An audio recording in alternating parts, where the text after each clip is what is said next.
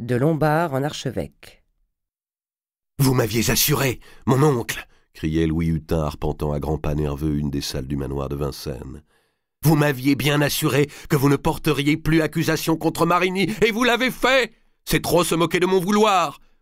Arrivé au bout de la pièce, il tourna vivement sur lui-même, et le manteau court contre lequel il avait échangé son long manteau d'apparat vola en rond à hauteur de ses mollets.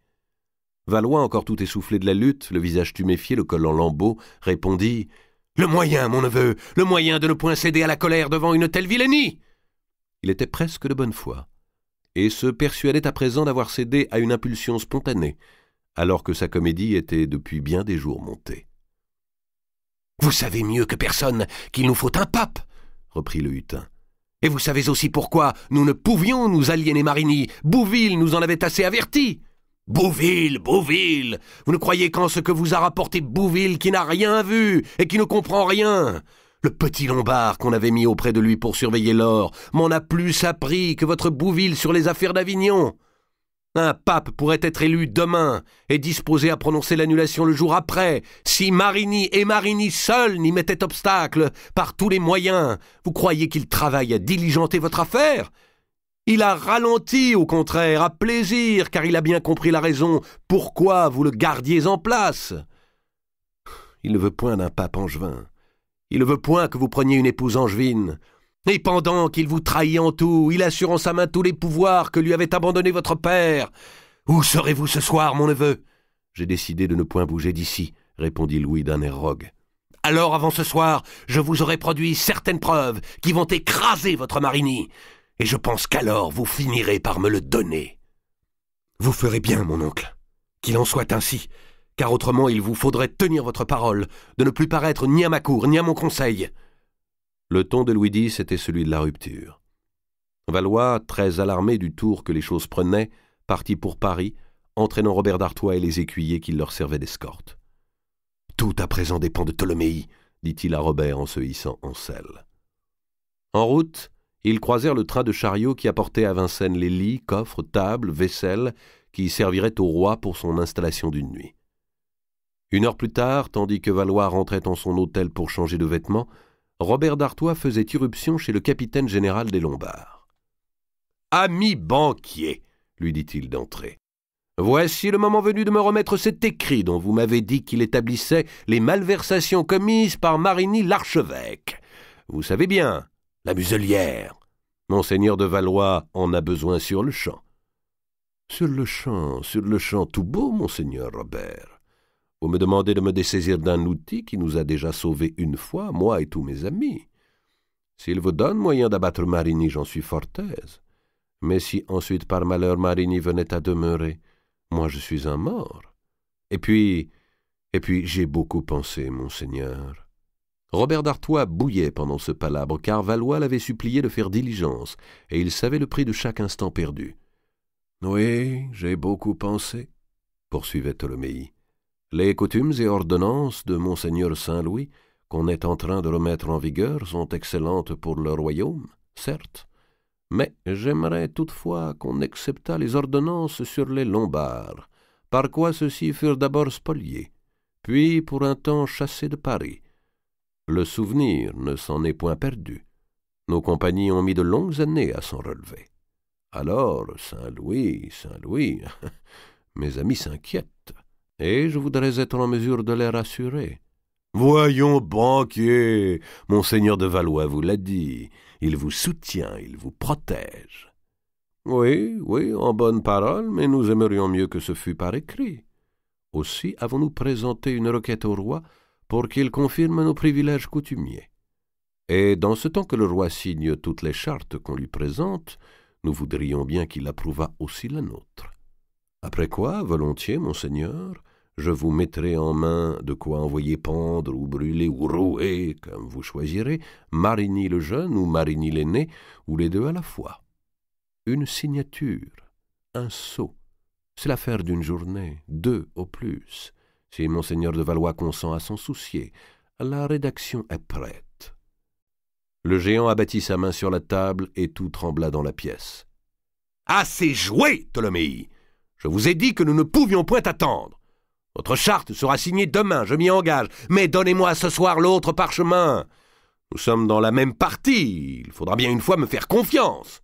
Monseigneur de Valois n'est point en mesure d'attendre une seule journée? Non!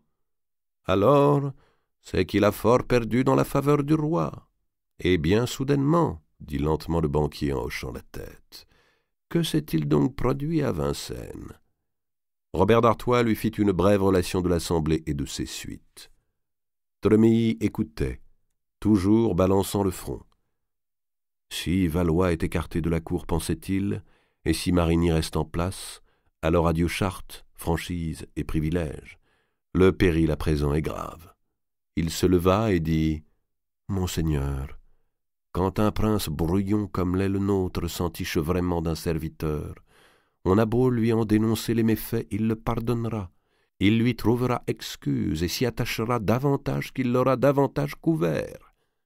Sauf à prouver au prince que les méfaits ont été commis à son endroit. Il ne s'agit point de dénoncer l'archevêque, il s'agit de le faire chanter, la muselière au nez. J'entends bien, j'entends bien.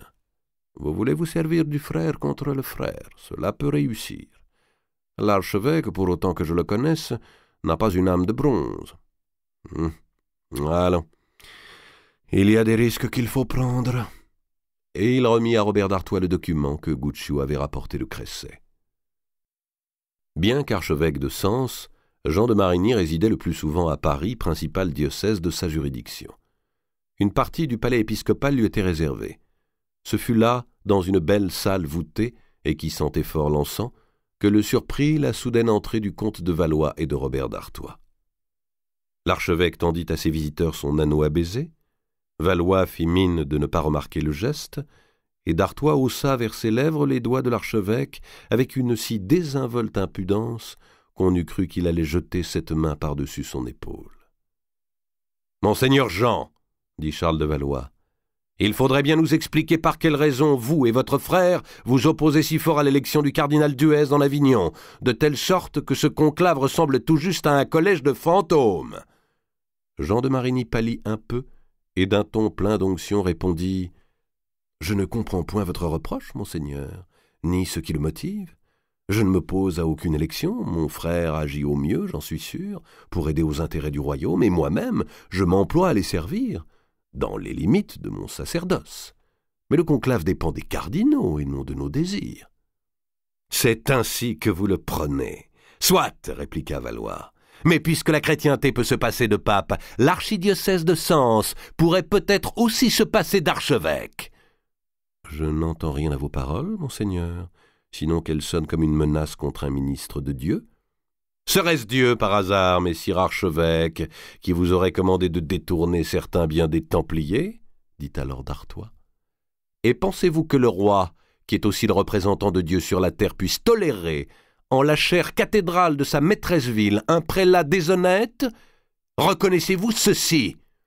Et il tendit au bout de son poing énorme la décharge remise par Tholomyes. « C'est un faux !» s'écria l'archevêque. « Si c'est un faux, répliqua Robert, hâtons-nous alors de faire éclater la justice.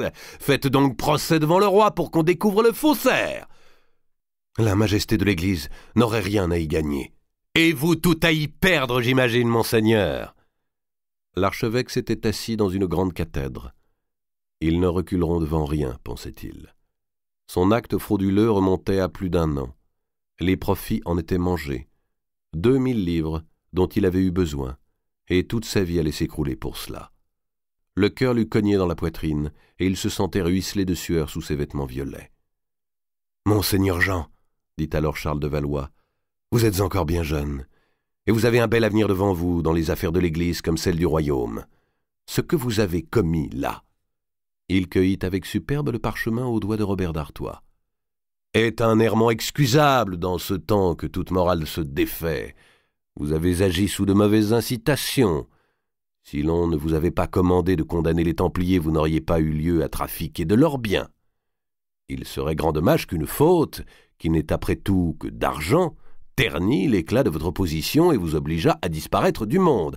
Car si cet écrit venait aux yeux du Conseil des Pairs, en même temps qu'à ceux d'un tribunal d'église, malgré le dépit que nous en aurions, Cela vous conduirait tout droit en la cellule d'un couvent.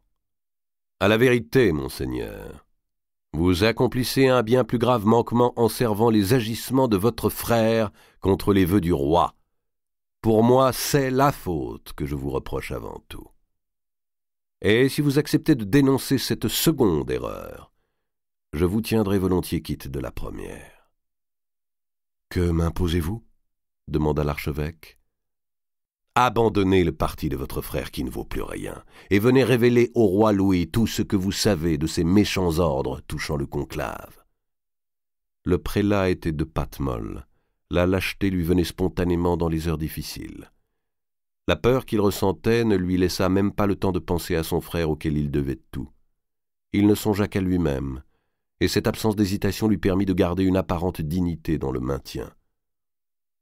« Vous m'avez ouvert la conscience, dit-il, et je suis prêt, monseigneur, à racheter mon erreur dans le sens que vous me dicterez. J'aimerais seulement que ce parchemin me fût rendu. » « C'est chose faite, dit le comte de Valois en lui remettant le document. Il suffit que monseigneur d'Artois et moi-même l'ayons vu. Notre témoignage vaut devant tout le royaume. Vous allez nous accompagner dans l'instant à Vincennes, un cheval vous attend en bas. » L'archevêque se fit donner son manteau, ses gants brodés, son bonnet, et il descendit lentement, majestueusement, précédant les deux barons. « Jamais, murmura d'Artois à Charles de Valois, jamais je n'ai vu homme au monde ramper avec une telle hauteur. » L'impatience d'être veuf. Chaque roi, chaque homme a ses plaisirs, qui, mieux que toute autre chose, révèlent les tendances profondes de sa nature. Louis X montrait peu d'inclination à la chasse, aux joutes, aux passes d'armes et, de façon générale, à aucun exercice où il risquait blessure. Il aimait depuis l'enfance la longue paume qui se jouait avec des balles de cuir, mais il s'y essoufflait et échauffait trop vite. Son divertissement préféré consistait à s'installer un arc à la main dans un jardin fermé et à tirer au vol, de fort près, des oiseaux, pigeons ou colombes qu'un écuyer laissait l'un après l'autre échapper d'un grand panier d'osier. Profitant de l'allongement du jour, il était occupé à ce délassement cruel dans une petite cour de Vincennes disposée comme un cloître, lorsque son oncle et son cousin en fin d'après-midi lui amenèrent l'archevêque. L'herbe verte et rase qui couvrait le sol de la cour était souillée de plumes et de sang. Une colombe clouée par l'aile à une poutre du déambulatoire continuait de se débattre et criait. D'autres, mieux atteintes, gisaient éparses, leurs pattes minces roidies et crispées. Le hutin poussait une exclamation de joie chaque fois qu'une de ses flèches perçait un oiseau. « Une autre !» lançait-il aussitôt à l'écuyer. Si la flèche manquait son but, à laisser pointer sur un mur, Louis reprochait alors à l'écuyer d'avoir lâché la colombe au mauvais instant ou du mauvais côté. « Sire, mon neveu, dit Charles de Valois, vous me paraissez plus habile aujourd'hui que jamais. Mais si vous consentiez à interrompre un instant vos exploits, je pourrais vous entretenir des choses bien graves que je vous ai annoncées. »« Quoi ? Qu'est-ce encore ?» dit le hutin avec impatience. Il avait le front moite et les pommettes rouges. Il aperçut l'archevêque et fit signe à l'écuyer de s'éloigner. « Alors, monseigneur, dit-il en s'adressant au prélat, est-il vrai que vous m'empêchiez d'avoir un pape ? » « Hélas, sire, répondit Jean de Marigny, je viens vous faire révélation de certaines choses que je croyais commandées par vous et dont je suis durement peiné d'apprendre qu'elles sont contraires à votre volonté. » Là-dessus, avec l'air de la meilleure foi du monde et quelque emphase dans le ton, il rapporta au roi les manœuvres d'Enguerrand pour retarder la réunion du conclave et faire échec à toute candidature, aussi bien celle de Duèze que celle d'un cardinal romain. « Si dur qu'il soit, sire, acheva-t-il, d'avoir à vous découvrir les mauvais actes de mon frère, il m'est plus dur encore de le voir agir contre le bien du royaume, en même temps que celui de l'Église, et s'appliquer à trahir tout ensemble son Seigneur sur la terre et le Seigneur du ciel. Je ne le tiens plus pour étant de ma famille, puisque, quand on est homme de mon état, on n'a de vraie famille qu'en Dieu et en son roi. » Le bougre arriverait pour un peu à vous tirer les larmes, pensait Robert d'Artois. Vraiment, ce coquin-là sait se servir de sa langue. Une colombe oubliée s'était posée sur la toiture de la galerie. Le hutin tira une flèche qui, traversant l'oiseau, fit bouger les tuiles. Puis, soudain s'emportant, il cria « À quoi donc cela me sert-il? Ce que vous me chantez là, il est bien temps de dénoncer le mal quand il est accompli. Fuyez, messire archevêque, car je me courrouce. Robert d'Artois entraîna l'archevêque, dont la besogne était terminée. Valois resta seul avec le roi. « Me voici en belle posture à présent, » continuait celui-ci. « Enguerrand m'a trompé, soit, et vous triomphez, mais cela m'avance-t-il, moi, que vous triomphiez? Nous sommes au milieu d'avril, l'été s'approche. Vous vous rappelez, mon oncle, les conditions de Madame de Hongrie? Avant l'été, d'ici à 8 semaines, m'aurez-vous fait un pape? Honnêtement, mon neveu, je ne le crois plus possible. Alors il n'y a point motif à vous faire si gros, et tant vous rengorger. Je vous avais assez conseillé depuis l'hiver de chasser Marigny. Mais puisque cela ne fut pas, hurla Louis X, le mieux n'est-il pas encore d'employer Marigny? Je m'en vais l'appeler, le semoncer, le menacer, il faudra bien qu'il obéisse à la Parfin. Aussi enragé que têtu, le hutin en revenait toujours à Marigny comme à l'unique recours. Il arpentait la cour à grands pas désordonnés, des plumes blanches collées sur ses souliers. En vérité, chacun avait si bien poussé son jeu personnel, le roi, Marigny, Valois, d'Artois, Tholomyès, les cardinaux, la reine de Naples elle-même, que tout le monde se retrouvait bloqué dans une impasse, se meurtrissant réciproquement, mais sans plus pouvoir avancer d'un pas. Valois s'en rendait bien compte, comme il se rendait compte aussi qu'il lui fallait, s'il voulait garder l'avantage, fournir à tout prix un moyen d'issue, et le fournir vite. « Ah, vraiment, mon neveu, s'écria-t-il, quand je pense que j'ai été veuf par 2 fois en ma vie, et de 2 épouses exemplaires, je me dis que c'est bien grande pitié que vous ne le soyez point d'une femme éhontée. »« Certes, certes, dit Louis, si cette gueuse pouvait seulement trépasser. » Brusquement, il s'arrêta de marcher, regarda Valois, et comprit que celui-ci n'avait pas seulement parlé par boutade, ou pour déplorer les injustices du sort. L'hiver fut froid. Les prisons sont mauvaises pour la santé des femmes, reprit Charles de Valois. Et voici longtemps que Marigny ne nous a point informés de l'état de Marguerite. Je m'étonne qu'elle ait pu résister au régime auquel on l'a soumise. Peut-être Marigny, ce serait bien un tour de sa manière, vous cache-t-il qu'elle est près de sa fin? Il conviendrait d'y aller voir. Ils furent sensibles tous deux au silence qui les environnait. Il est précieux entre princes de si bien se comprendre que les paroles cessent d'être nécessaires. « Vous m'aviez assuré, mon neveu, dit seulement Valois après un moment, que vous me donneriez Marigny le jour que vous auriez un pape. Je pourrais vous le donner aussi bien, mon oncle, le jour que je serai veuf, répondit le hutin en baissant la voix. Valois passa ses doigts bagués sur ses larges joues couperosées. Il faudrait me donner Marigny d'abord, puisqu'il commande toutes les forteresses, et empêche qu'on entre à Château-Gaillard. Soit, répondit Louis X. Je lève ma main de dessus lui. Vous pourrez dire à votre chancelier de me présenter à signer tout ordre que vous jugerez utile. Ce même soir, après l'heure du souper, Enguerrand de Marigny, enfermé dans son cabinet, rédigeait le mémoire qu'il avait décidé d'adresser au roi pour réclamer, conformément aux nouvelles ordonnances, gage de bataille. En clair, il allait provoquer le comte de Valois en combat singulier, et se trouvait ainsi le premier à demander l'application de ces chartes aux seigneurs, contre lesquels il avait tant lutté. Ce fut alors qu'on lui annonça Hugues de Bouville, qu'il reçut aussitôt. L'ancien grand chambellan de Philippe le Bel montrait une mine sombre et semblait tiraillé par des sentiments contraires. « Enguerrand, je suis venu te prévenir, dit-il en regardant le tapis. Ne dors point cette nuit chez toi, car on veut t'arrêter, je le sais. »« M'arrêter ? C'est un mot jeté au vent. Ils n'oseront pas, répondit Marigny. Et qui viendrait m'arrêter, je te le demande? Alain de pareil? Jamais Alain n'accepterait d'exécuter un tel ordre. Il soutiendrait plutôt un siège dans mon hôtel avec ses archers. Tu as tort de ne point me croire, Enguerrand. Et tu as eu tort aussi, je t'assure, d'agir comme tu l'as fait ces derniers mois. Quand on est aux places où nous sommes, travailler contre le roi, quel que soit le roi, c'est travailler contre soi-même.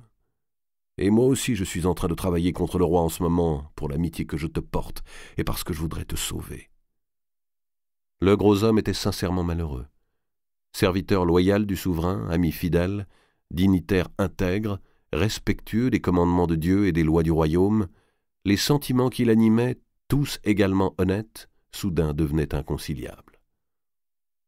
Ce que je viens t'apprendre, Enguerrand, poursuivit-il, je le sais par monseigneur de Poitiers, qui pour l'heure est ton seul et dernier soutien. Monseigneur de Poitiers voudrait mettre de l'espace entre toi et les barons. Il a conseillé à son frère de t'envoyer gouverner quelques terres lointaines, Chypre par exemple. « Chypre !» s'écria Marigny. « Me laisser enfermer dans cette île au bout de la mer, alors que j'ai commandé le royaume de France? Est-ce là qu'on veut m'exiler?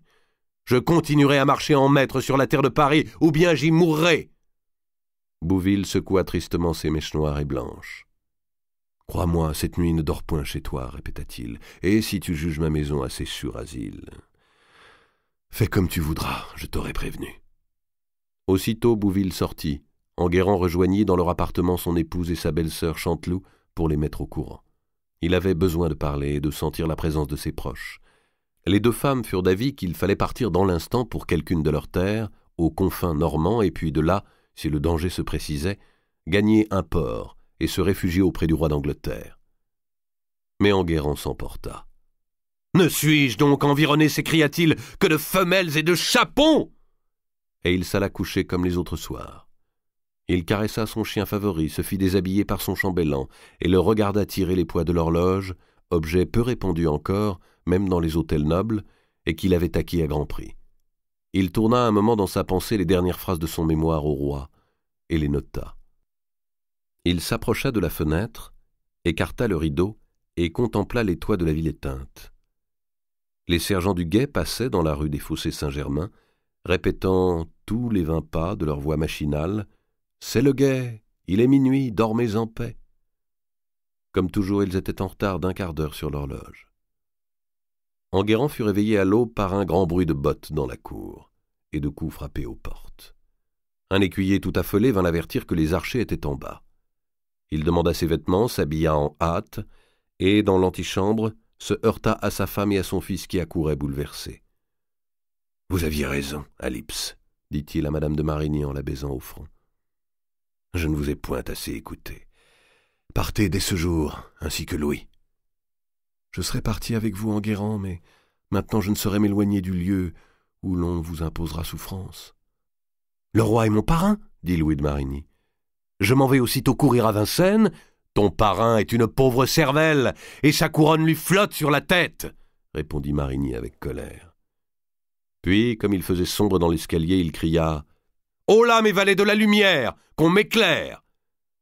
Et quand ses serviteurs eurent obéi, il fit entre les flambeaux une descente de roi. La cour était houleuse d'hommes d'armes. Dans l'encadrement de la porte, une haute silhouette en cotte de maille se découpait sur le matin gris. « Comment as-tu accepté pareil? Comment as-tu osé ?» dit Marigny en élevant les mains. « Je ne suis pas Alain de Pareil, » répondit l'officier. « Messire de Pareil ne commande plus aux archers. » Il s'effaça pour laisser passer un homme en vêtements d'église, qui était le chancelier Étienne de Mornay. Comme Nogaret, 8 ans plus tôt, était venu en personne se saisir du grand maître des Templiers, Mornay venait en personne aujourd'hui se saisir de l'ancien recteur du royaume.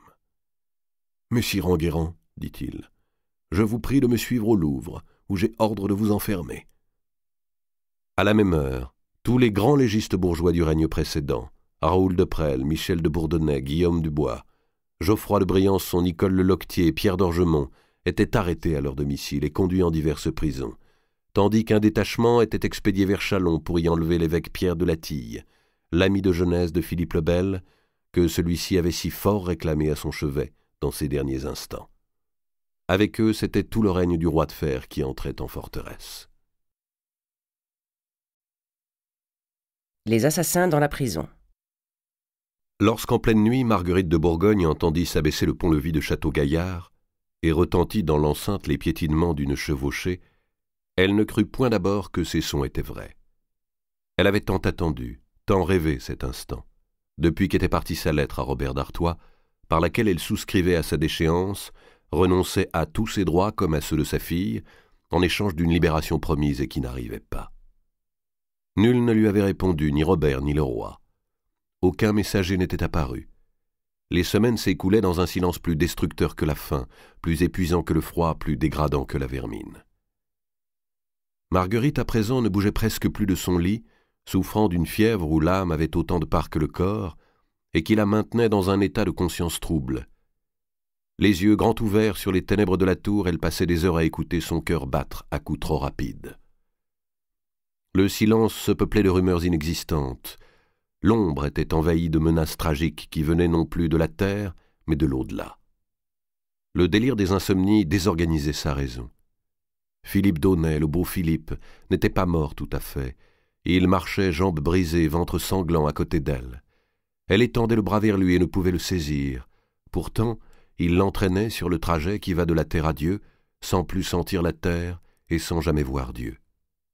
Et cette marche atroce durerait jusqu'au fond des temps, jusqu'au jugement dernier. C'était peut-être cela, après tout, le purgatoire. « Blanche !» cria-t-elle. « Blanche, ils arrivent !» Car les cadenas, les verrous, les portes grinçaient vraiment au bas de la tour. Des pas nombreux résonnaient sur les marches de pierre. « Blanche, tu entends ?» Mais la voix affaiblie de Marguerite, arrêtée par les épaisses fermetures qui la nuit séparaient les deux geôles, ne parvint pas à l'étage supérieur. La lumière d'une seule chandelle aveugla la reine prisonnière. Des hommes se pressaient dans l'embrasure de la porte. Marguerite ne put les dénombrer, elle ne voyait que le géant au manteau rouge, aux yeux clairs et au poignard d'argent qui s'avançait vers elle. « Robert !» murmura-t-elle. « Robert, enfin, vous voici !» Derrière Robert d'Artois, un soldat portait un siège qu'il déposa auprès du lit.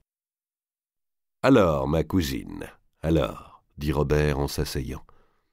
Votre santé ne va pas à merveille à ce qu'on me dit et à ce que je vois. Vous souffrez ? Je souffre de tout, dit Marguerite. Je ne sais plus si je vis. Il était grand temps que j'arrive, tout va bientôt être fini. Vos ennemis sont abattus. Êtes-vous en état d'écrire ? Je ne sais, dit Marguerite. D'Artois, faisant approcher la lumière, observa plus attentivement le visage ravagé, asséché, les lèvres amincies de la prisonnière, et ses yeux noirs, anormalement brillants et enfoncés, ses cheveux collés par la fièvre sur le front bombé. « Au moins pourrez-vous dicter la lettre que le roi attend. Chapelain !» appela-t-il en claquant des doigts. Une robe blanche, fripée et maculée, un crâne beige sortirent de la pénombre. « L'annulation a-t-elle été prononcée ?» demanda Marguerite. « Comment le serait-elle, ma cousine, puisque vous vous êtes refusée à déclarer ce qu'on vous demandait ?»« Je n'ai pas refusé, j'ai accepté, j'ai tout accepté. Je ne sais plus, je ne comprends plus. »« Qu'on aille chercher une cruche de vin pour la soutenir, » dit d'Artois par-dessus son épaule. Des pas s'éloignèrent dans la chambre et dans l'escalier. « Rassemblez vos esprits, ma cousine, » reprit d'Artois. « C'est maintenant qu'il faut accepter ce que je vais vous conseiller. »« Mais je vous ai écrit, Robert. Je vous ai envoyé une lettre pour que vous la remettiez à Louis, et où je déclarais tout ce que vous souhaitiez, que ma fille n'était point de lui. » Les murs, les visages lui semblaient vaciller autour d'elle. « Quand ?» demanda Robert. « Mais voici longtemps, des semaines, 2 mois, il me semble, et j'attends depuis d'être délivré. »« À qui avez-vous confié cette lettre ?»« Mais à Berzumé. » Et soudain Marguerite pensa affolée, « Ai-je vraiment écrit ? C'est affreux, je ne sais plus rien. »« Demandez à Blanche, » murmura-t-elle. Il se fit un grand bruit auprès d'elle. Robert d'Artois s'était levé et secouait quelqu'un par le collet en criant si fort que Marguerite avait peine à comprendre les mots. « Mais oui, monseigneur, moi-même, je l'ai porté, » répondait la voix affolée de Berzumé. « Où l'as-tu remise ? À qui ? » « Lâchez-moi, monseigneur, lâchez-moi, vous m'étouffez. À monseigneur de Marigny, j'ai obéi aux ordres. » Le capitaine de forteresse ne put esquiver le coup de poing qui l'atteignit en plein visage, un vrai coup de masse sous lequel il gémit et oscilla. « Est-ce que je m'appelle Marigny ?» hurlait d'Artois. « Quand on te charge d'un pli pour moi, est-ce à un autre que tu dois le remettre ? Mais il m'avait affirmé, monseigneur. »« Tais-toi, animal, je m'occuperai de solder ton compte un peu plus tard, et puisque tu es si fidèle à Marigny, je vais t'envoyer le rejoindre dans son cachot du Louvre, » dit d'Artois. Puis, revenant à Marguerite, « Je n'ai point reçu votre lettre, ma cousine. Marigny l'a gardée pour lui. »« Ah, bien, fit-elle. » Elle était presque rassurée. Au moins acquérait-elle la certitude d'avoir vraiment écrit. À ce moment, le sergent Lalaine entra, apportant la cruche demandée. Robert d'Artois se rassit et regarda boire Marguerite. « Que ne me suis-je muni de poison, se dit-il. C'eût été peut-être le moyen le plus facile. Je suis sot de n'y avoir point pensé. Ainsi elle avait accepté, et nous n'en avons rien su. Ouais, tout cela est grande sottise, en vérité. Mais à présent il est trop tard pour y rien changer, et de toute manière, dans l'état où je la vois, il ne saurait lui rester de longues journées à vivre. Ayant soulagé sa colère contre Berzumet, il se sentait détaché et presque triste. Il se tenait massif, les mains posées sur les cuisses, et entouré d'hommes de guerre armés jusqu'à la tête devant ce grabat où gisait une femme épuisée. Pourtant, avait-il assez détesté Marguerite lorsqu'elle était reine de Navarre et promise au trône de France? Que n'avait-il tramé pour la perdre, multipliant intrigues, voyages, liguant contre elle et la cour d'Angleterre et la cour de France? L'hiver dernier encore, si puissant baron qu'il fût, si misérable prisonnière qu'elle se trouvât, il l'eût volontiers broyée quand elle lui opposait refus. Maintenant son triomphe le conduisait plus loin qu'il n'eût voulu aller. Il n'éprouvait pas de pitié, seulement une espèce d'indifférence écœurée, de lassitude amère. Tant de moyens mobilisés contre un corps amaigri et malade, une pensée sans dépense. La haine en Robert s'était éteinte soudain parce qu'il ne rencontrait plus de résistance à la mesure de sa force. Il se prenait à regretter, oui, sincèrement, que la lettre ne lui fût pas parvenue et mesurait l'absurdité des enchaînements du sort. Sans le zèle obtus de cette Anne de Berzumet, Louis X, alors présente, eût été déjà en mesure de se remarier, Marguerite installée en un couvent tranquille et Marigny sans doute encore en liberté, sinon même toujours au pouvoir. Nul n'eût été acculé aux solutions extrêmes, et lui-même, Robert d'Artois, ne se fût pas trouvé là chargé d'exécuter une mourante. « Ce veuvage est nécessaire, mais il doit s'accomplir dans le secret de la famille », lui avait dit Charles de Valois. Et Robert avait accepté la mission, pour cette raison d'abord qu'elle lui donnerait barre désormais et sur Valois et sur le roi. De tels services se paient sans fin. Et puis le sort, à y mieux regarder, n'était absurde qu'en apparence. Chacun, par les actes que lui dictait sa propre nature, avait contribué à ce qu'il ne pût se dérouler autrement. N'est-ce pas moi qui ai commencé cette affaire l'année dernière à Westminster ? Il me revient donc de la terminer. Mais aurais-je eu à la commencer si Marigny, pour conclure les mariages de Bourgogne, ne m'avait pas fait dépouiller du comté d'Artois au profit de ma tante Mao? Et Marigny à cette heure se morfond au Louvre. Le destin montrait quelque logique. Robert s'aperçut que tout le monde dans la pièce le regardait. Marguerite, de dessus son grabat, Berzumet qui se frottait la mâchoire, la laine qui avait repris la cruche, le valet Lormet adossé contre le mur dans la pénombre, le chapelain serrant une écritoire sur son ventre. Ils semblaient tous stupéfaits de le voir méditer. Le géant s'ébroua. « Vous voyez, ma cousine, dit-il, combien Marigny est votre ennemi, comme il est notre ennemi à tous. Cette lettre volée nous en fournit une nouvelle preuve. Sans Marigny, je gage que vous n'auriez jamais été accusé, ni jugé, ni traité de la sorte. Ce félon s'est ingénié à vous nuire autant qu'à nuire au roi et au royaume. Mais aujourd'hui, il est arrêté, et je viens recueillir vos griefs contre lui, afin de hâter à la fois la justice du roi et votre grâce. » « Que dois-je déclarer » demanda Marguerite. Le vin qu'elle avait bu lui faisait battre le cœur plus vite encore. Elle respirait de manière hachée et se tenait la poitrine. « Je vais dicter pour vous au chapelain, » dit Robert. Le dominicain en disgrâce s'assit par terre, la tablette à écrire posée sur ses genoux. La chandelle posée à côté de lui éclairait d'en bas les trois visages. Robert sortit de son aumônière une feuille pliée, montrant un texte noté qu'il lut au chapelain. « Sire, mon époux, je me meurs de chagrin et de maladie. Je vous supplie de m'accorder pardon, car si vous ne le faites pas vite... »« Un instant, monseigneur, je ne puis vous suivre, dit le chapelain. Je n'écris point comme vos clercs de Paris. Car si vous ne le faites pas vite, je sens que j'ai bien peu à vivre et que l'âme va s'enfuir de moi. Tout est de la faute de messire de Marigny, qui m'a voulu perdre dans votre estime et dans celle du feu roi par dénonciation dont je jure la fausseté, et qui m'a fait par odieux traitement réduire... »« Monseigneur, puis-je... un instant encore ?» Le chapelain cherchait son grattoir pour racler une aspérité du velin. Robert dut attendre un moment avant de reprendre et de terminer. « Réduire à la misère où je suis. Tout est venu de ce méchant homme. Je vous prie encore de me sauver de l'état où me voici, et vous assure que je n'ai jamais cessé de vous être épouse obéissante dans la volonté de Dieu. » Marguerite s'était soulevée un peu sur son grabat. Elle ne comprenait rien à l'énorme contradiction par laquelle on voulait maintenant qu'elle se proclamât innocente. « Mais alors, mon cousin, mais alors, demanda-t-elle, tous les aveux que vous m'aviez demandés ? » « Ils ne sont plus nécessaires, ma cousine. répondit Robert. « Ce que vous allez signer ici remplacera tout. » Car l'important à présent pour Charles de Valois était de recueillir le plus de témoignages possibles, vrais ou faux, contre Enguerrand. Celui-ci était de taille, qui offrait en outre l'avantage de laver, au moins d'apparence, le déshonneur du roi et surtout de faire annoncer par la reine l'imminence de son propre trépas.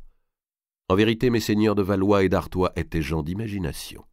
« Et Blanche, que va-t-elle devenir? A-t-on pensé à Blanche ?»« Ne vous en souciez pas, dit Robert, tout sera fait pour elle. » Marguerite traça son nom au bas du parchemin. Robert d'Artois alors se leva et se pencha au-dessus d'elle. Les assistants avaient reculé vers le fond de la pièce. Le géant posa la main sur l'épaule de Marguerite. Au contact de cette large paume, Marguerite sentit une bonne chaleur apaisante lui descendre dans le corps.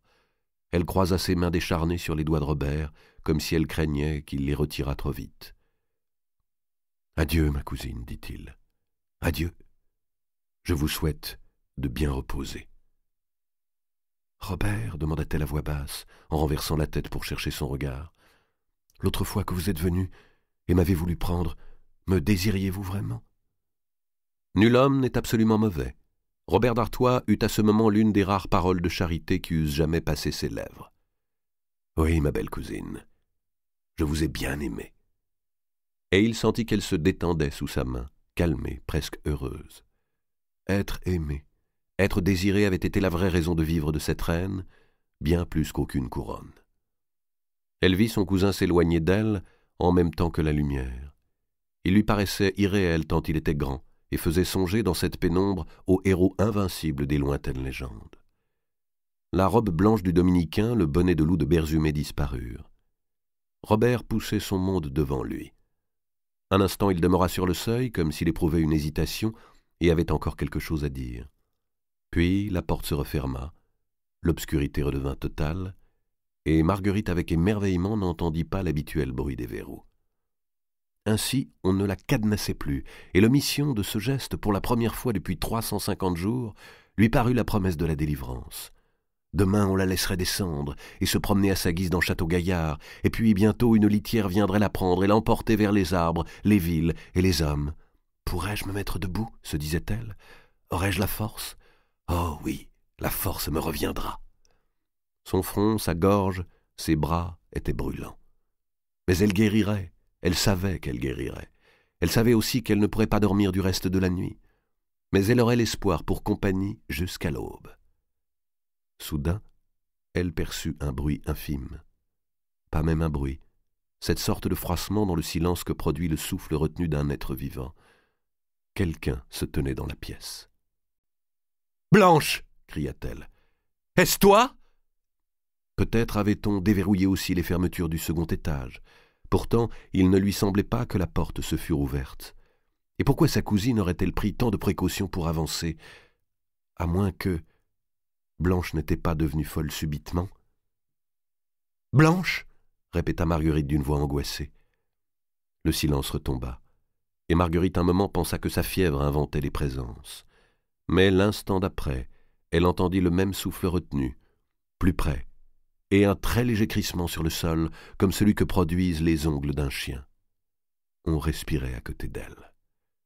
C'était peut-être vraiment un chien, le chien de Berzumé, entré sur les pas de son maître et oublié là, ou bien des rats, les rats, avec leurs petits pas d'homme, leurs frôlements, leurs complots affairés, leur manière étrange de travailler la nuit, à de mystérieuses tâches. À plusieurs reprises, les rats étaient apparus dans la tour, et Berzumé avait amené son chien justement pour les tuer. Mais on n'entend pas les rats respirer. Elle se dressa brusquement sur sa couche, le cœur affolé. Un objet de métal, arme ou boucle, venait de racler la pierre du mur. Les yeux désespérément ouverts, Marguerite interrogea les ténèbres autour d'elle. « Qui est là ?» cria-t-elle. De nouveau ce fut le silence. Mais elle savait à présent qu'elle n'était pas seule. Elle retenait elle aussi inutilement sa respiration. Une angoisse comme jamais elle n'en avait ressenti l'étreignait. Elle allait mourir dans quelques instants, elle en avait l'intolérable certitude. Et l'horreur qu'elle éprouvait dans cette attente de l'inadmissible se doublait de l'horreur de ne savoir comment elle allait mourir, ni en quelle place son corps allait être frappé, ni quelle était la présence invisible qui s'approchait d'elle le long du mur. Une forme noire, un peu plus noire que la nuit, heurta soudain le lit. Marguerite poussa un hurlement que Blanche de Bourgogne, à l'étage du dessus, perçut à travers les pierres et qu'elle se souviendrait toujours d'avoir entendu. Le cri fut tranché court. 2 mains avaient rabattu le drap sur la bouche de Marguerite et le tordaient autour de sa gorge. Le crâne maintenu dans une épaisse poitrine, les bras battant l'air et tout le corps luttant pour tenter de se délivrer, Marguerite râlait à bruit étouffé. L'étoffe qui lui emprisonnait le cou se resserrait comme un collier de plomb brûlant. La reine suffoquait, ses yeux s'emplirent de feu, d'énormes cloches de bronze se mirent à battre dans ses tempes. Mais le tueur possédait un tour de main bien à lui. La corde des cloches se cassa brusquement, et Marguerite tomba dans le gouffre obscur, sans paroi et sans terme. Quelques minutes plus tard, dans la cour de Château-Gaillard, Robert d'Artois, qui gagnait du temps en buvant un gobelet de vin avec ses écuyers, vit Lormet s'approcher de lui et feindre de ressangler son cheval. Les torches avaient été éteintes. Le jour allait poindre. Hommes et montures flottaient dans une brume grise. « C'est fait, monseigneur, » murmura Lormet. « Point de trace » demanda Robert à voix basse. « Je ne pense pas, monseigneur. La face ne sera pas noire, j'ai rompu les os du col et j'ai remis le lit en ordre. » Cela n'était point travail aisé. Vous savez bien que je suis comme les chouettes, monseigneur. J'y vois la nuit. D'Artois, s'étant hissé en selle, appela Berzumet. « J'ai trouvé madame Marguerite bien mal en point, lui dit-il. Je crains fort à voir son état qu'elle ne dure pas la semaine. Si elle venait à trépasser, voici les ordres. Tu cours à Paris sans autre allure que le galop, et tu te présentes tout droit chez monseigneur de Valois pour lui apprendre la nouvelle à lui le premier et à lui seul. Chez monseigneur de Valois, tu m'as bien entendu. Tâche cette fois à ne pas te tromper d'adresse et sache clore ton bec. Rappelle-toi que ton monseigneur de Marigny est en prison et que tu pourrais bien avoir une place dans la fournée qui s'apprête pour les potences du roi. » L'aube commençait à paraître derrière la forêt des Andelys, soulignant d'une mince lueur entre le gris et le rose l'horizon des arbres. En bas, le fleuve miroitait faiblement. Robert d'Artois, descendant de la falaise de Château-Gaillard, sentait sous lui les mouvements réguliers de son cheval dont les flancs tièdes frémissaient contre ses bottes. Il s'emplit les poumons d'un grand coup d'air matinal. « Ah, c'est bon tout de même d'être vivant, murmura-t-il. »« Ouais, monseigneur, c'est bon, répondit Lormet. Pour sûr, ça va être une belle journée de soleil. » Le chemin de Montfaucon. Malgré l'étroitesse du soupirail, Marigny pouvait voir entre les gros barreaux scellés en croix le tissu somptueux du ciel où brillaient les étoiles d'avril. Il ne souhaitait pas dormir. Il épiait les rares rumeurs nocturnes de Paris, le cri des sergents du guet, le roulement des charrettes campagnardes apportant leur chargement à la halle aux légumes. Cette ville dont il avait élargi les rues, embelli les édifices, calmé les émeutes, cette ville nerveuse, où l'on sentait à tout instant battre le pouls du royaume, et qui avait été pendant 16 ans au centre de ses pensées et de ses soucis, il s'était mis depuis 2 semaines à la haïr comme on hait une personne. Ce ressentiment datait précisément du matin où Charles de Valois, craignant que Marigny ne trouvât au Louvre des complicités, avait décidé de le transférer à la tour du Temple. À cheval, entouré de sergents et d'archers, Marigny, en traversant une partie de la capitale, s'était rendu compte que le peuple, dont il ne voyait depuis tant d'années que les nuques inclinées, le détestait. Les insultes lancées sur son passage, l'explosion de joie dans les rues, les poings tendus, les moqueries, les rires, les menaces de mort, tout cela avait représenté pour l'ancien recteur du royaume un effondrement, pire peut-être que son arrestation elle-même. Celui qui a longtemps gouverné les hommes, s'efforçant d'agir pour le bien général, et qui sait les peines que cette tâche lui a coûté, lorsqu'il s'aperçoit soudain qu'il n'a jamais été ni aimé, ni compris, mais seulement subi, connaît une immense amertume, et se prend à s'interroger sur l'emploi qu'il a fait de sa vie. Les honneurs, je les ai eus tous, mais jamais le bonheur, car jamais je ne pensais avoir parfait mon labeur. Valait-il d'œuvrer autant pour des gens qui me tenaient en si grande aversion? La suite n'était pas moins affreuse.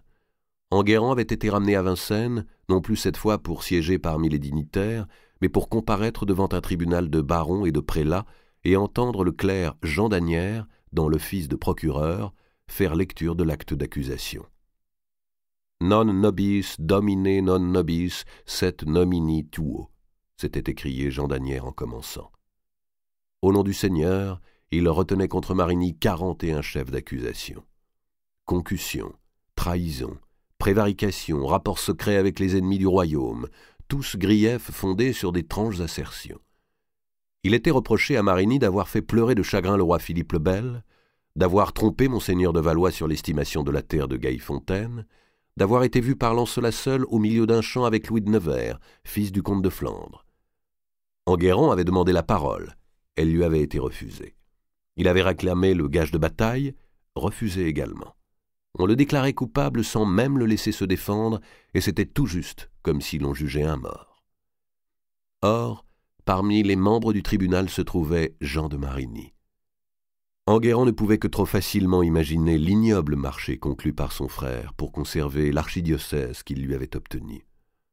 Tout le temps de ce procès sans débat, Enguerrand cherchait le regard de son cadet, mais il ne rencontra qu'un visage impassible, des yeux détournés, et de belles mains qui lissaient d'un geste lent les rubans d'une croix pectorale. « Me regarderas-tu, Judas? Me regarderas-tu, Caïn ?» grommelait Enguerrand. Si même son frère se rangeait avec un tel cynisme au nombre de ses accusateurs, comment attendre de quiconque un geste de loyauté ou de gratitude? Ni le comte de Poitiers, ni le comte d'Évreux ne siégeaient, ne pouvant manifester que par l'absence leur réprobation pour cette parodie de justice. Les huées populaires avaient de nouveau accompagné Marigny sur son trajet de retour de Vincennes au Temple, où cette fois, les fers aux pieds, il s'était vu enfermé dans le même cachot qui avait servi pour Jacques de Molay. Sa chaîne avait été rivée au même anneau où l'on rivait naguère la chaîne du grand maître, et le salpêtre portait encore les marques faites par le vieux chevalier pour compter l'écoulement des jours.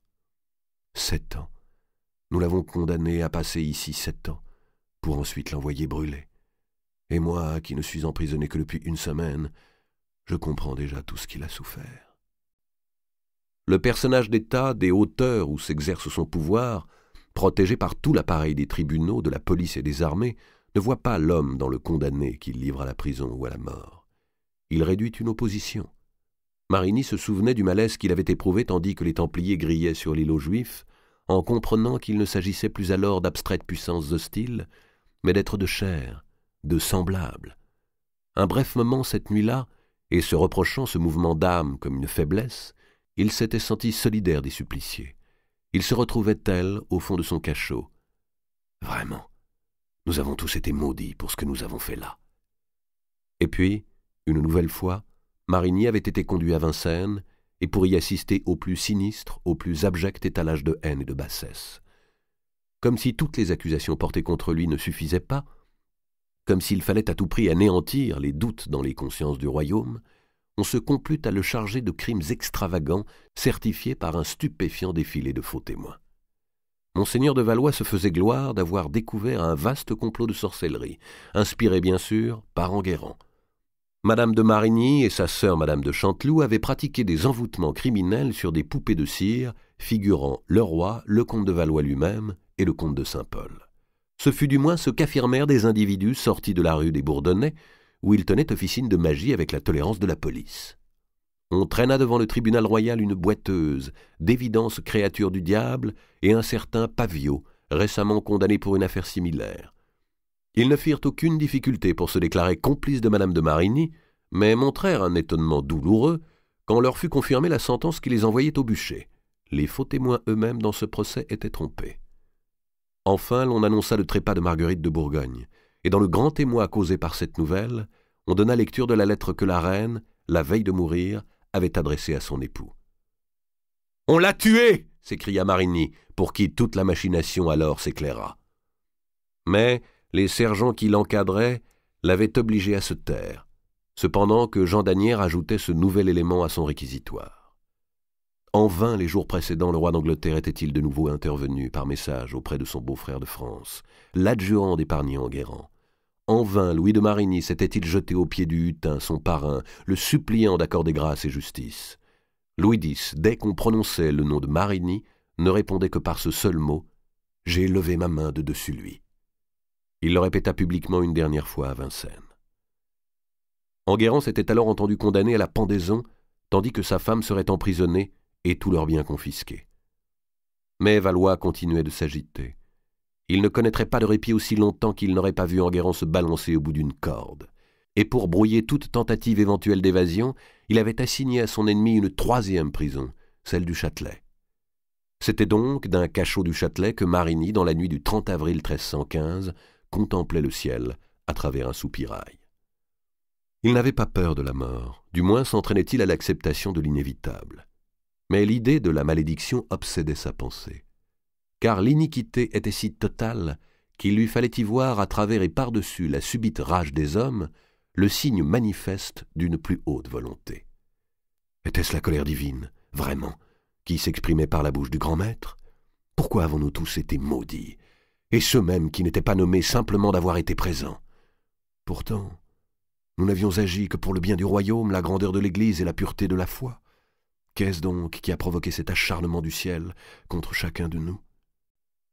Alors que quelques heures seulement le séparaient de son propre supplice, il revenait en esprit sur les étapes du procès des Templiers, comme si c'eût été là, plus qu'en aucune autre de ses actions publiques ou privées, que se cachait l'ultime explication qu'il lui fallait découvrir avant de mourir. Et à remonter lentement les marges de sa mémoire, avec application ainsi qu'il en avait mis toujours à toute chose, il parvint à une sorte de seuil où soudain la lumière se fit et où il comprit tout.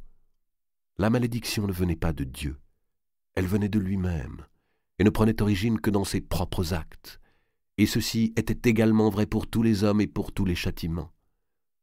Les Templiers ne montraient plus guère d'attachement à leurs règles. Ils s'étaient détournés du service de la chrétienté pour ne s'occuper plus que du commerce de l'argent. Les vices se glissaient dans leurs rangs et pourrissaient leur grandeur. Par cela, ils portaient en eux leur malédiction, et il y avait justice à supprimer l'ordre. Mais pour en finir avec les Templiers, j'ai fait nommer archevêque mon frère, homme ambitieux et lâche, afin qu'il les condamnât pour de faux crimes. Il n'est donc point surprenant que mon frère se soit assis au tribunal qui, pour de faux crimes, m'a condamné. Je ne dois pas lui reprocher sa trahison, j'en suis le fauteur. Parce que Nogaret avait torturé trop d'innocents pour en extraire les aveux qu'il croyait nécessaires au bien public, ses ennemis ont fini par l'empoisonner. Parce que Marguerite de Bourgogne avait été mariée par politique à un prince qu'elle n'aimait pas, elle a trahi le mariage. Parce qu'elle a trahi, elle a été découverte et emprisonnée. Parce que j'ai brûlé sa lettre qui aurait pu libérer le roi Louis, j'ai perdu Marguerite, et je me suis perdu en même temps.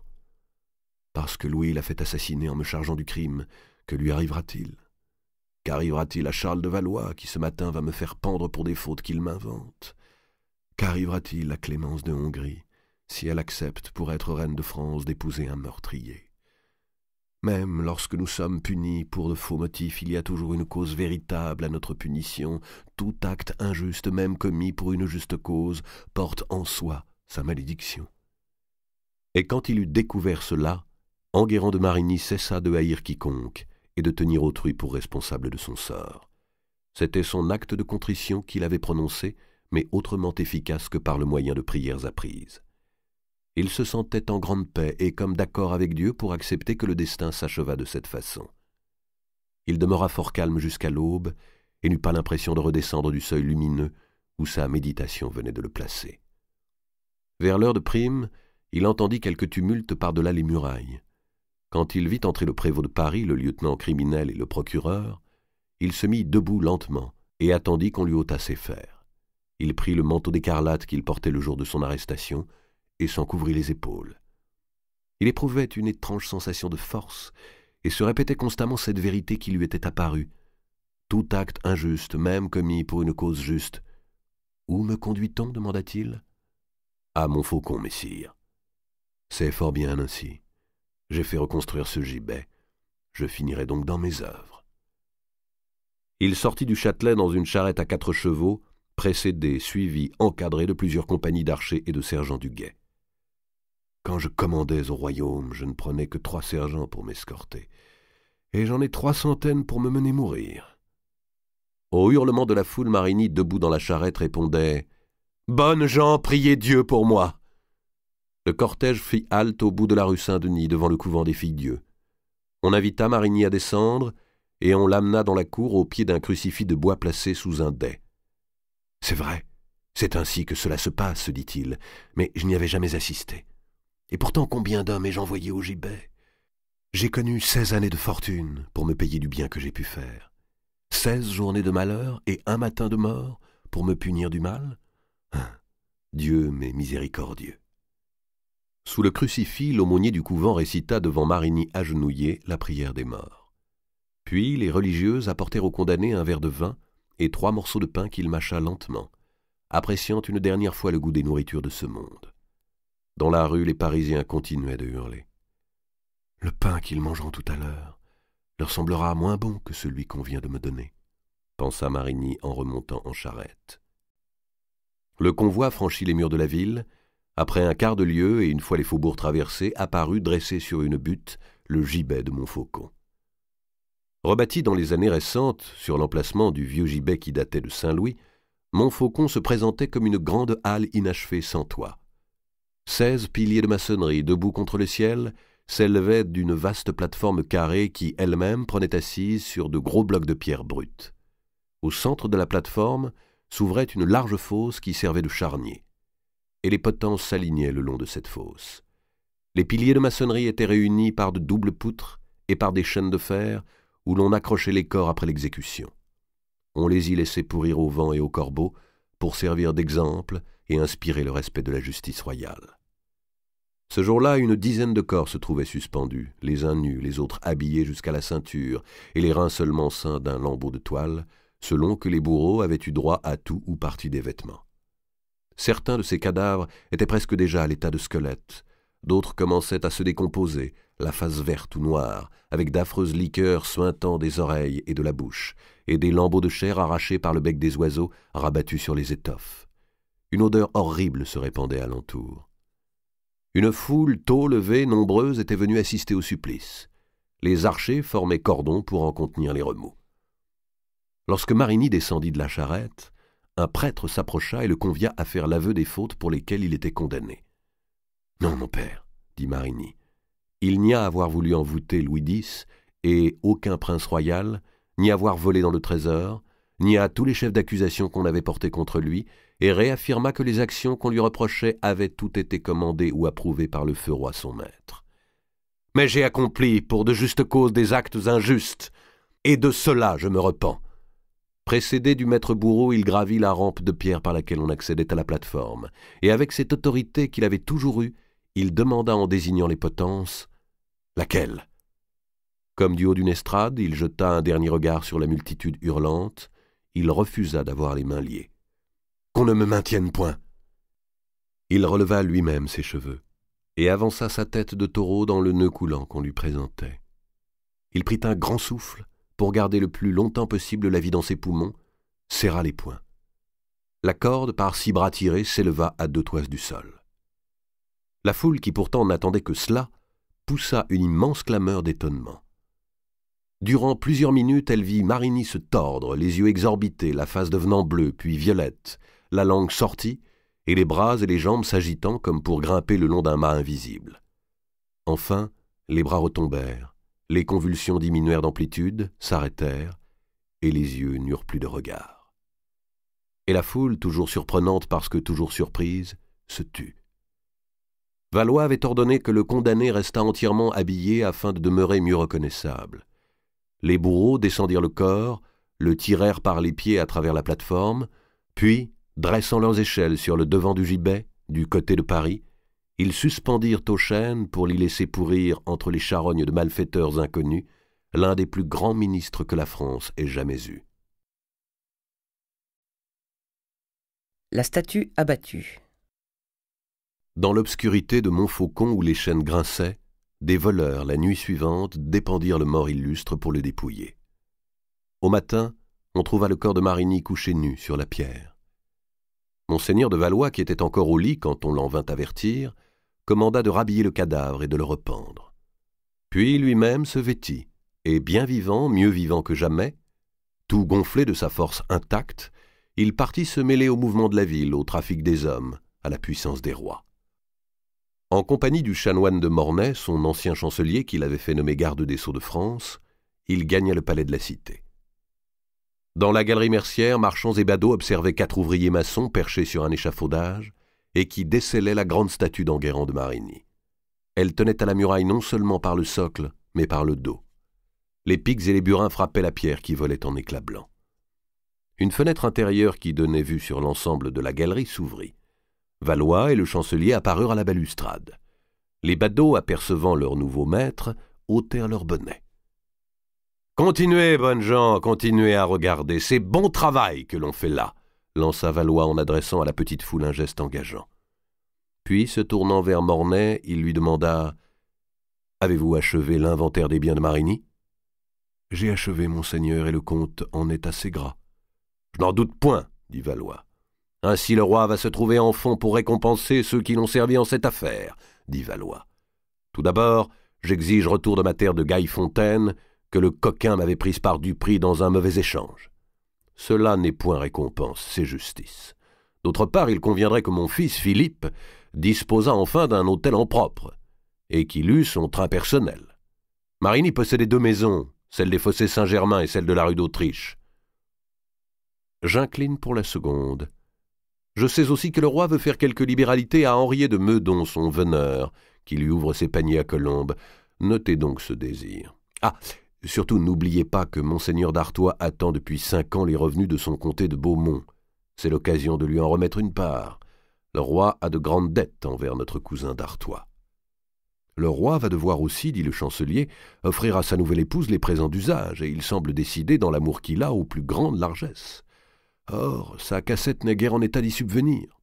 Ne pourrait-on prendre sur les biens de Marigny les faveurs qui seront attribuées à notre nouvelle reine?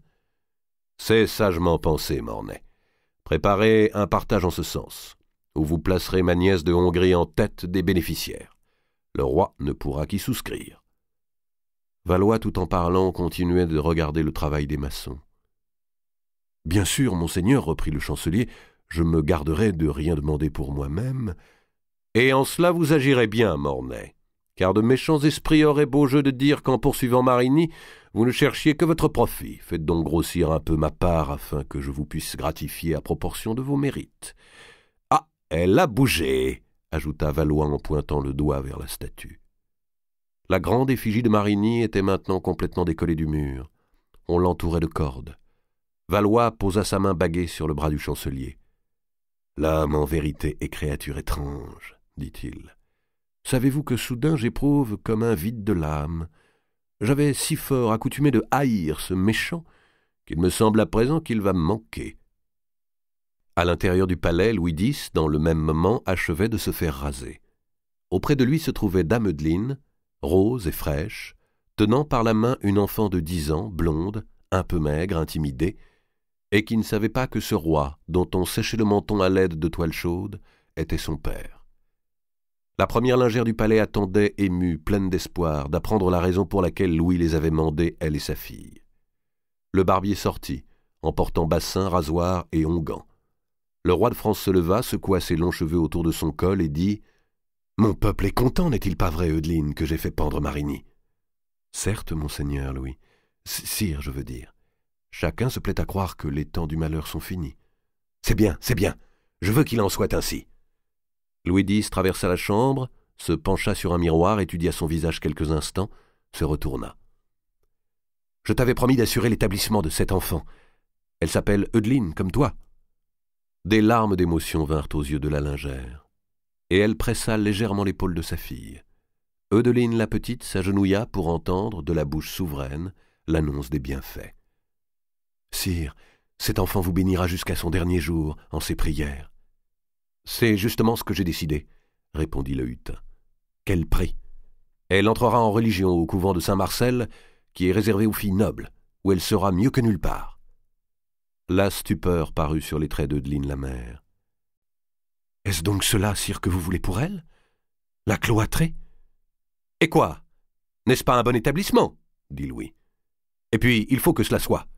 Elle ne saurait rester dans le monde, et je trouve bon pour notre salut et pour le sien qu'elle rachète par une vie de piété la faute que nous avons commise en sa naissance. Quant à toi, monseigneur Louis, m'enfermerez-vous aussi au cloître ?»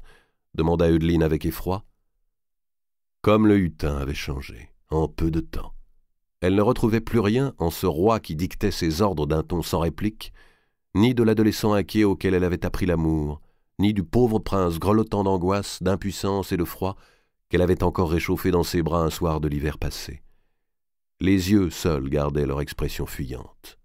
« Pour toi, dit-il, je vais te donner charge de surveiller à Vincennes le meuble et le linge, pour que tout soit prêt chaque fois que j'y viendrai. » Eudeline hocha la tête.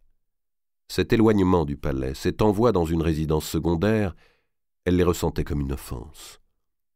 N'était-on pas satisfait de la façon dont elle tenait son office? En un sens, elle eût mieux accepté le couvent. Son orgueil eût été moins blessé.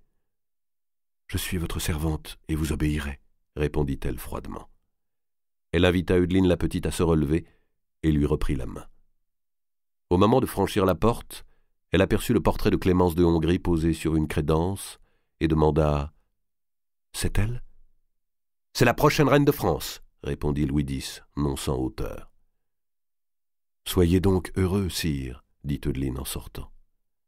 Elle avait cessé de l'aimer.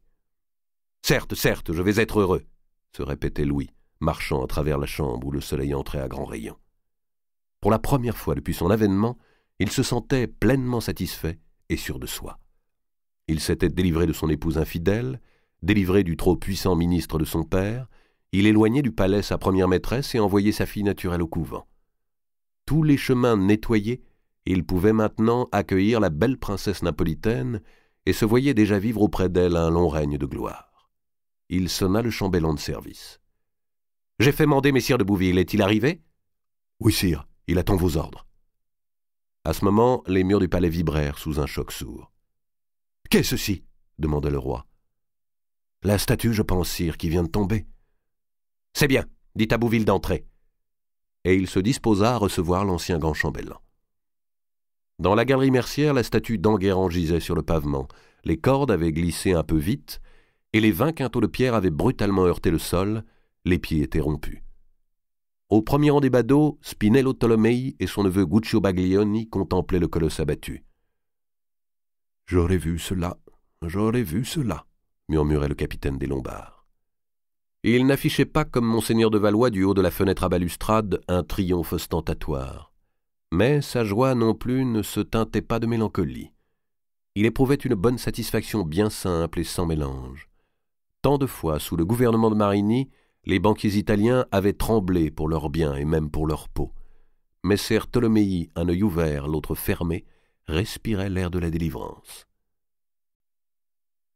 « Cet homme-là, vraiment, n'était pas notre ami, » dit-il. « Les barons se font gloire de sa chute, mais nous avons pris bonne part à ce travail.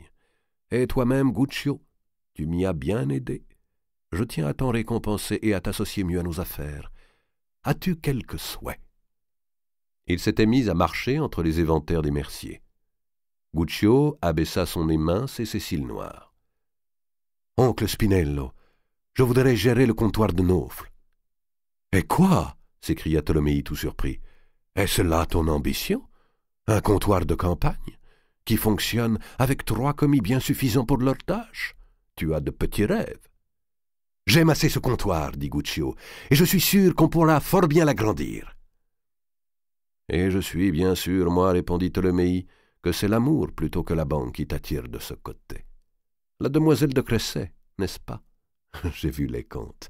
Non seulement ces gens-là sont nos débiteurs, mais en plus nous les nourrissons. » Guccio regarda Tolomei et vit qu'il souriait. « Elle est belle comme aucune, mon oncle, et de bonne noblesse. »« Ah, soupira le banquier en élevant les mains. Une fille de noblesse, tu vas te mettre dans de gros ennuis. La noblesse, tu sais, est toujours prête à nous prendre de l'argent, mais guère à laisser son sang se mêler au nôtre. La famille est-elle d'accord? » « Elle le sera, mon oncle, et je suis certain qu'elle le sera. Les frères me traitent comme un des leurs. » Traînée par 2 chevaux de trait, la statue de Marigny sortait de la galerie Mercière. Les maçons enroulaient leurs cordes et la foule se dispersait. « Marie m'aime autant que je l'aime, » reprit Guccio, « et vouloir nous faire vivre l'un sans l'autre, c'est vouloir nous faire mourir. Avec les gains nouveaux que je tirerai de Naufle, je pourrai réparer le manoir qui est beau, je vous assure, et qui mérite un peu de travail, et vous viendrez vivre dans un château, mon oncle, comme un vrai seigneur. » « Moi, tu sais, je n'aime pas la campagne, dit Tolomei. S'il m'arrive une fois l'an d'avoir affaire à Grenelle ou Vaugirard, je m'y sens au bout du monde, et vieux de 100 ans. J'avais rêvé pour toi une autre alliance avec une fille de nos cousins Bardi. » Il s'interrompit un instant. « Mais c'est mal aimer ceux qu'on aime que de vouloir faire leur bonheur malgré eux. Va, mon garçon, va t'occuper de Naufle. Et marie-toi comme il te plaît. Les Siennois sont des hommes libres, et l'on doit choisir son épouse selon son cœur. Mais amène ta belle à Paris le plus tôt que tu pourras. Elle sera bien accueillie sous mon toit. »« Merci, oncle Spinello, » dit Guccio en se jetant à son cou. Le comte de Bouville, sortant de chez le roi, traversait alors la galerie Mercière. Le gros homme avançait de ce pas ferme qu'il prenait lorsque le souverain lui avait fait l'honneur de lui donner un ordre. « Ah, ami Guccio » s'écria-t-il en apercevant les deux Italiens. « C'est chance que de vous rencontrer ici. J'allais dépêcher un écuyer à vous quérir. »« Que puis-je pour vous servir, messire Huguet ?» dit le jeune homme. « Mon oncle et moi sommes tout à vous. » Bouville souriait à Guccio avec une réelle expression d'amitié. « Je vous apprends une bonne nouvelle. Oui, une très bonne nouvelle. J'ai dit au roi vos mérites et combien vous m'étiez utile. » Le jeune homme s'inclina en signe de remerciement. « Alors, ami Guccio, nous repartons pour Naples. »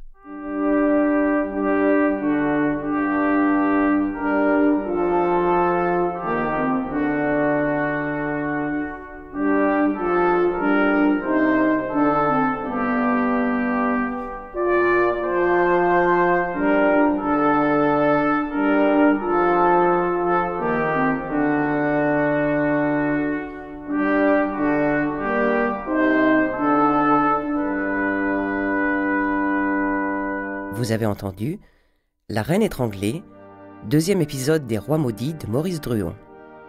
Interprété par François Berland, réalisation Arnaud Maton.